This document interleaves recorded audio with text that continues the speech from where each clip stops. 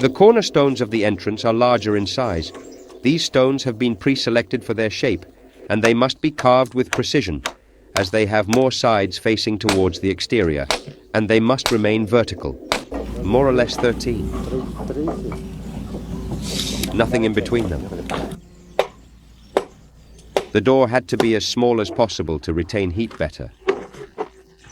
The stones that form the walls of the entrance have sides and are plumbed to make the opening more regular.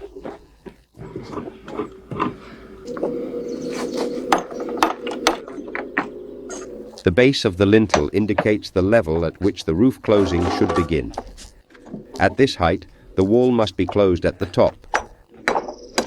The lintel must be a single piece and thick enough to prevent it from breaking under the load it bears. Its weight is considerable, and these builders decided to use a small crane to lift it up and place it on the door frame. Gone is the memory of the technique used to lift these large door capstones, a task that could take from half a day to a full day. In the past, these stones were placed in a very artisanal way. Wooden planks were placed along here, and the stone, they would pull it with ropes or perhaps roll it little by little until it was raised up. As there was no other way to work, they did it this way. Across the Villafranca area, the limestone quarries are abundant. This is where the slabs for the dome are extracted.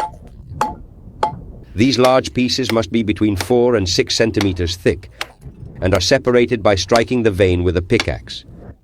Extracting these slabs is challenging, as the material must be sifted out first and the unusable parts must be cleared away to select the large blocks. The selected slabs are stacked on pallets, which allows for an approximate weight calculation and transport to the cabin construction site.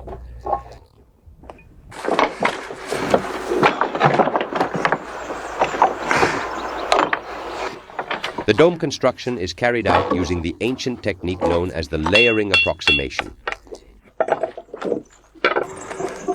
Each layer is adjusted to the next, protruding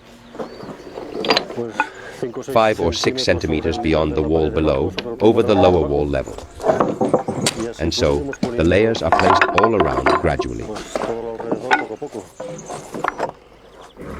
Covering the structure requires more experience. On the inner side of the wall, the larger, thinner slabs are placed, allowing them to protrude a few centimeters.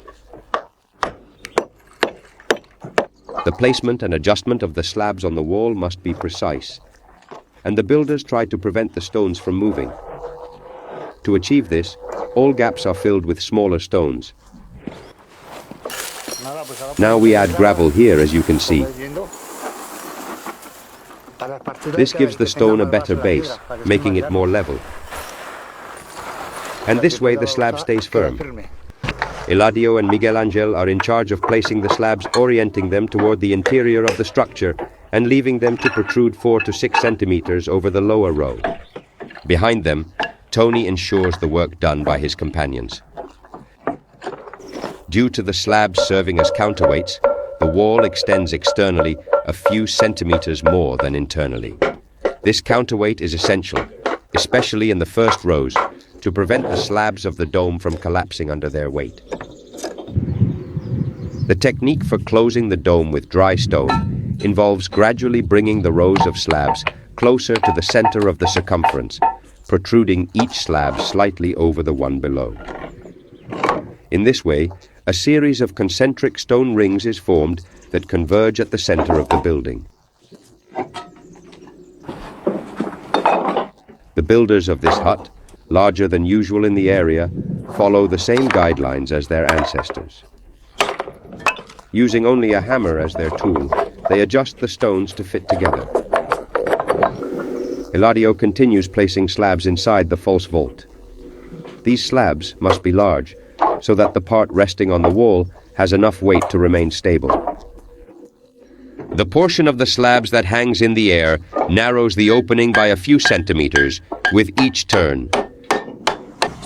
To prevent water from entering the building, the slabs of the dome must have a slight slope from inside to outside and overlap to cover the joints mimicking the scales of a fish.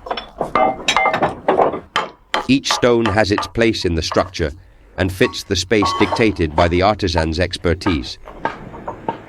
As Eladio progresses in closing the false vault, he uses smaller stones and rubble to counterweight the slabs in place.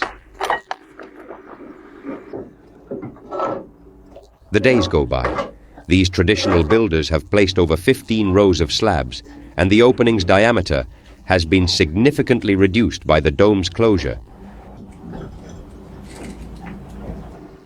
As the roof nears completion, the overhanging stones create a rustic interior cornice. The slope of the slabs becomes steeper, achieving an angle to facilitate the drainage of rainwater without seeping inside. The leftover stone fragments scattered on the ground during construction are used as rubble to balance the roof. Building a dry stone hut with a false vault required many weeks of labor. Solid construction and regular maintenance of any damage ensured durability over time, allowing the structure to stand for centuries. It seems impossible that this structure, made of slabs without mortar, can bear the weight of the stones and people walking on it. The dome's construction is completed, and a large slab will seal the entire framework. These slabs were placed because in some huts, fires were sometimes lit. When they made a fire, they would remove the slab to let the smoke escape, if it was customary. Otherwise, it stayed in place. Once the final slab was in place, the entire roof could be covered with rubble.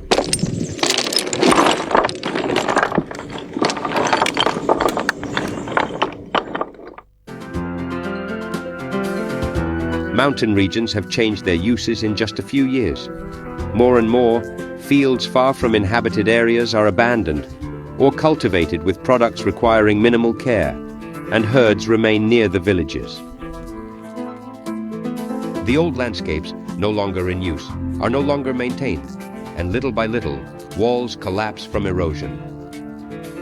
The huts that have stood the test of time thanks to constant care remain standing, but only barely, resisting extreme weather changes. This use of materials provided by the landscape, this ecological utilization of the territory, is part of an ancient culture, a way of seeing and living in the world that must be preserved and passed on to future generations. The construction of this new hut, which we have documented, can serve to pass on through images, gestures and words that ancient knowledge of building dry stone structures in the Elspoorts Mountains. Words are unnecessary. What remains is the recognition of a craft conveyed through these images.